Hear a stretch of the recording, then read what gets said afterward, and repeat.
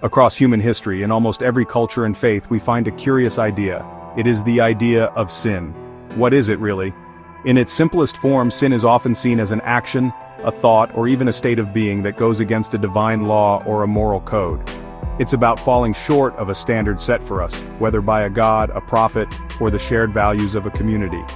We see this concept everywhere, from ancient texts etched in stone to the quiet whispers of our own conscience.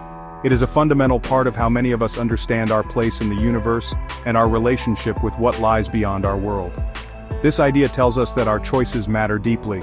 The importance of sin is not just about a list of rules of do's and don'ts, it is much deeper than that. For many, sin creates a separation. It is a barrier between a person and their creator, or between an individual and their own higher self. This separation can bring feelings of guilt, of being lost, or of being incomplete. Religions like Christianity, Islam, and Judaism teach that this separation has profound consequences, not just in this life but in the one that is to come. The concept of sin forces us to ask big questions. Are we living the right way? What are we accountable for? It frames our entire existence as a journey with a moral compass. This concept isn't limited to the major world religions. Many spiritual paths and philosophies explore similar ideas, even without using the word sin. They might speak of karma, which is the sum of a person's actions and their consequences in this and future lives. Or they might talk about living out of balance with nature or with the universe. The underlying message is often the same.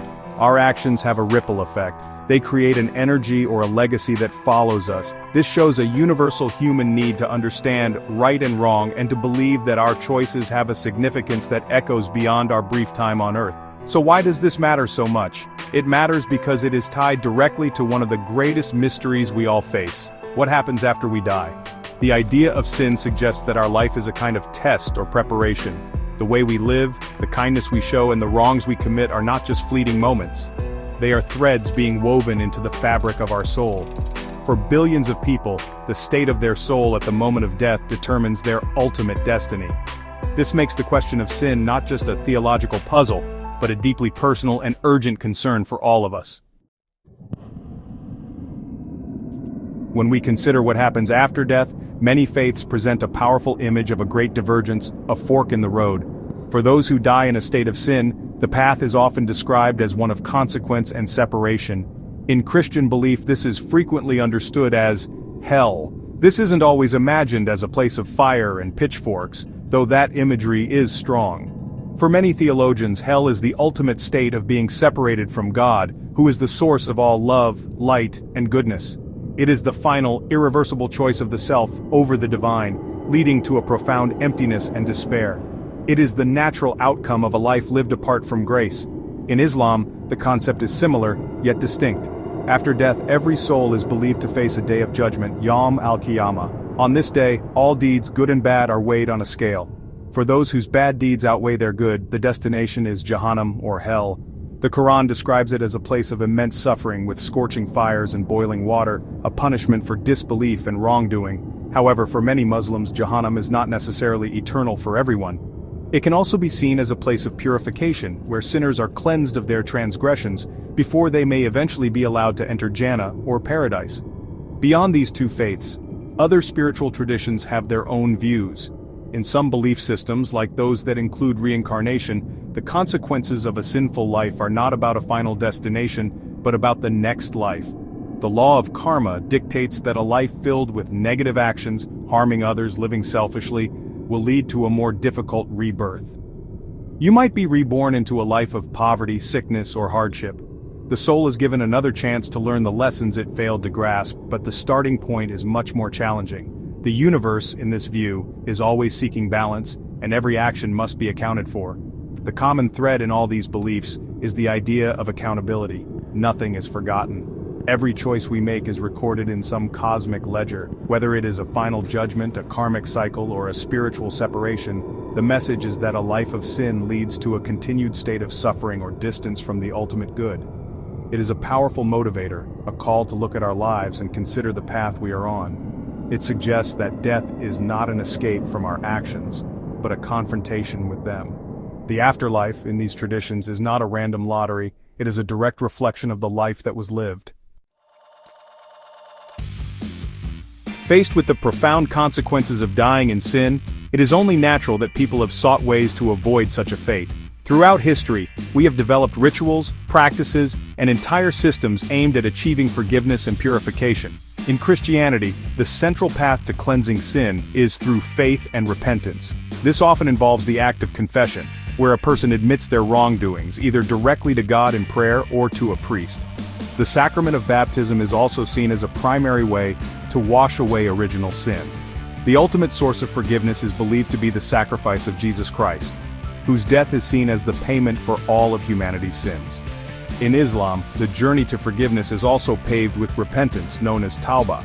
This is a sincere turning back to Allah. It requires a person to stop the sinful act, regret it deeply, and have a firm intention not to repeat it. Muslims believe that Allah is Al-Ghafur, the most forgiving, and that no sin is too great for His mercy, as long as the repentance is genuine.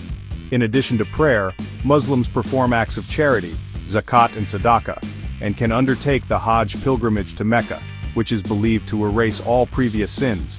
These actions are seen as ways to polish the heart and draw closer to God.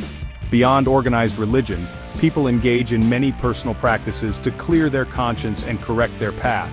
This can include meditation, where one reflects on their actions and seeks to cultivate compassion and understanding.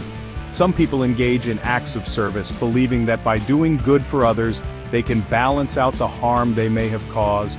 Others might seek forgiveness directly from the people they have wronged, believing that mending earthly relationships is a crucial step in healing the soul.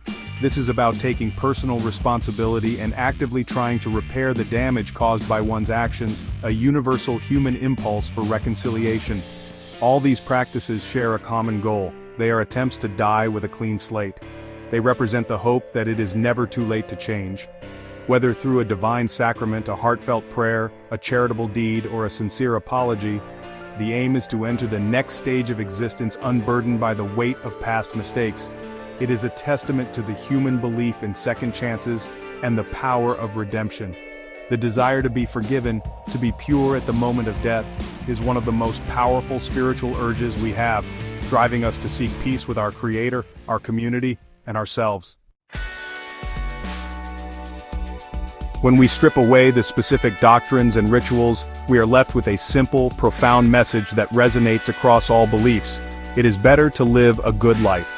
The threat of punishment after death is a powerful motivator for some, but the true value of living well goes beyond just avoiding a negative outcome. A good life, one filled with kindness, compassion, honesty, and generosity, has its own rewards right here on Earth. It builds stronger communities, fosters trust, and creates relationships that bring us joy and support. Living a moral life is not just about securing a ticket to paradise, it is about creating a better world for ourselves and for everyone around us. Thinking about the consequences of our actions encourages us to be more mindful. It prompts us to pause before we speak or act, and to consider the impact we will have on others. Will this choice cause harm? Will it bring comfort? This kind of self-reflection is the foundation of personal growth. It helps us become better versions of ourselves. The effort to avoid sin is, in essence, an effort to live with intention and integrity. It is a commitment to being a force for good, however small, in a world that often feels chaotic and difficult.